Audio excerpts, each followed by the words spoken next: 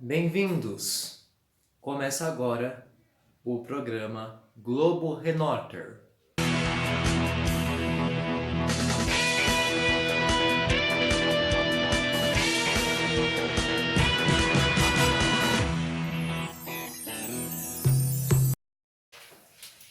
No programa de hoje, veremos as dificuldades de um país de se emergir social e economicamente.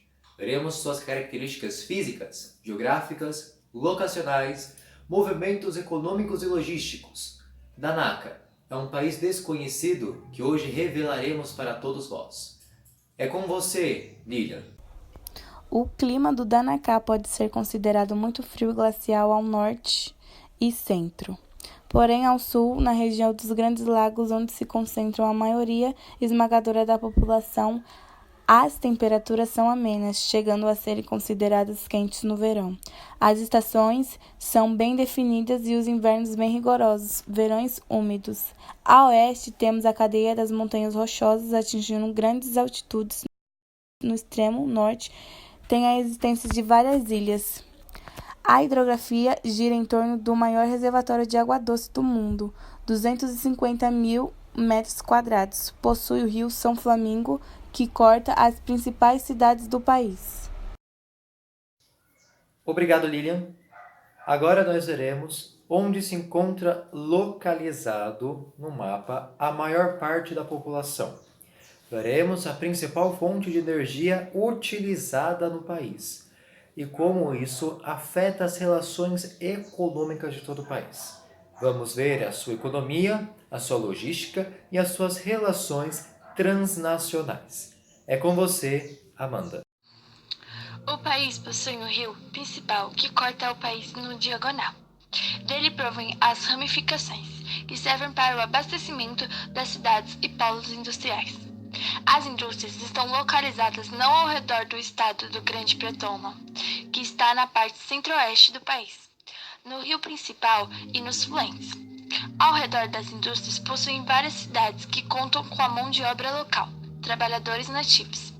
Isso se dá porque o estado de Grande Pretona é um grande reservatório de petróleo, e por conta disso, as indústrias que possuem o petróleo como fonte de energia principal acabam se instalando ao redor dele por questões lógicas.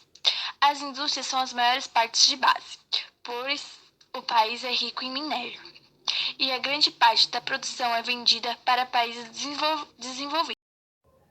Obrigado, Amanda. Sabemos também que 20% do país apenas é industrializado e que sua fonte de energia principal é o petróleo. O restante do país vive ao redor do rio São Flamingo e dos seus afluentes.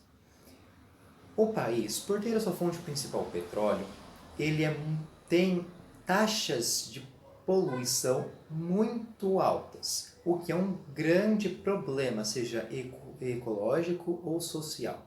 A solução para isso seria investir no potencial hidráulico que o país tem, pela grande quantidade de água e a grande quantidade de rios que o país possui. O país tem sim algumas usinas hidrelétricas, poucas, porém. A usina hidrelétrica, ela precisa de um conjunto de engenharias para poder ser instalada, mas o seu custo de produção de energia é baixíssimo, pois só utiliza o potencial hidráulico dos rios e da corrente para que seja transformado aquilo em energia e posteriormente também em eletricidade. A usina hidrelétrica, ela utiliza o princípio físico da energia potencial gravitacional. Tal princípio é expressa pela fórmula na qual massa vezes gravidade vezes altura resulta na energia potencial gravitacional. Quanto maior a massa, ou seja, quanto maior o volume de água, menor tem que ser a altura. E quanto maior a altura, menor tem que ser o volume de água. Assim, eles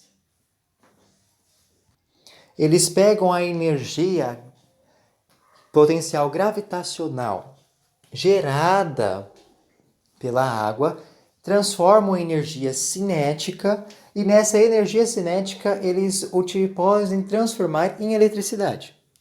O Brasil aproveita muito bem os seus recursos hídricos, utilizando em grande parte de sua produção de eletricidade as usinas hidrelétricas. Já é um contraste com Danaca. O país possui 80% de toda a sua industrialização como indústrias de base. Os 20% restantes são indústrias têxteis.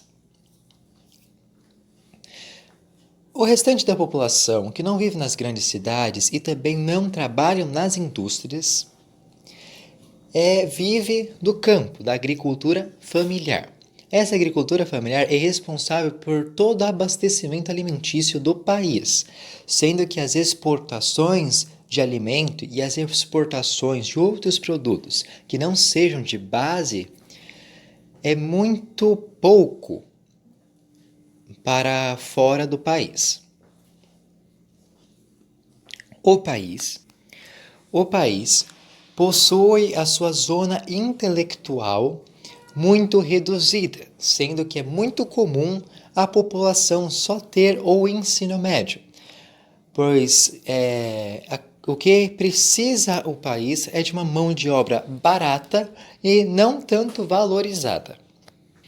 O comércio interno gira todo entre produção de alimentos e venda desses alimentos, produção por parte dos artesãos de produtos manufaturados e a venda desses produtos manufaturados, sendo que, como apenas 20% das indústrias são indústrias têxteis, o comércio de produtos industrializados interno é muito reduzido, pois os 80% que são de indústria de base vão a maior parte para o exterior. Se encerra mais uma vez o Globo Renóplia. Abraços, beijos e tchau, tchau.